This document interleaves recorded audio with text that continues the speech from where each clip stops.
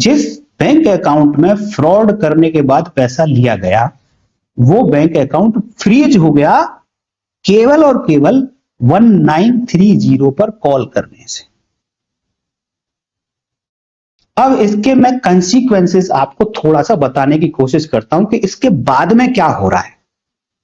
हमारा सिस्टम इस लेवल तक डेवलप नहीं हुआ अभी भी।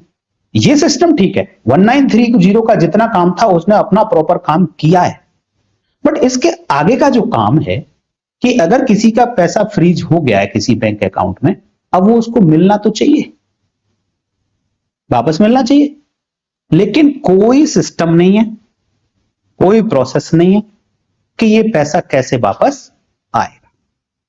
लीगल वे देखें तो पहले एफआईआर होगी, एफआईआर होने के बाद कोर्ट में एप्लीकेशन लगेगी, कोर्ट पुलिस से जवाब मांगेगी, देन डिसाइड करेगी कि ये पैसा इसका है या नहीं है।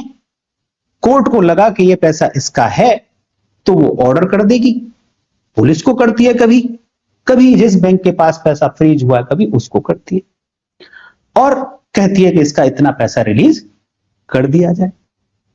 लेकिन उसके बावजूद भी बैंक ये कहता है कि जी हमारे तो इस अकाउंट पर यहां से भी फ्रीज है, यहां से भी फ्रीज है, यहां से भी फ्रीज है, मैं बाकी फ्रीज के लिए क्या जवाब दूंगा? एक कोर्ट से तो आप ऑर्डर दे दिया आपने, बाकी कोर्ट्स के लिए मैं क्या जवाब दूंगा?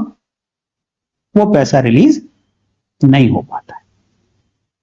उससे भी बड़ी प्रॉब्लम कि किसी का गया है 10,000 रुपए, अब उसे कोर्ट में एप्लीकेशन लगानी है, डायरेक्ट एप्लीकेशन लगा नहीं पाता, कुछ जगह एंटरटेन भी नहीं करते लोग, उसे करना पड़ेगा हायर एडवोकेट। एडवोकेट की अपनी कोई नौकरी नहीं है, अगर आपके लिए काम करेगा तो आपसे वो फी चार्ज करेगा। पहले ही 10,000 रुपए जा चुका है, अभी 1,000, 2,000, 2,500 जैसे भी वो वकील साहब हैं उनके आधार पर उनकी फीस देनी है, उसमें भी टाइम लगेगा, कितना लगेगा कोई डिसाइडेड नहीं है। उसके बावजूद भी ऑर्डर होगा नहीं होगा डिसाइडेड नहीं है। ऑर्डर हो भी गया तो बैंक पैसे को रिलीज करेगा या नहीं करेगा वो भी डिसाइडेड नहीं। तो इस चक्कर में क्या होता है कि वो जो विक्टिम है ना वो कोर्ट तक अप्रोच ही नहीं करता।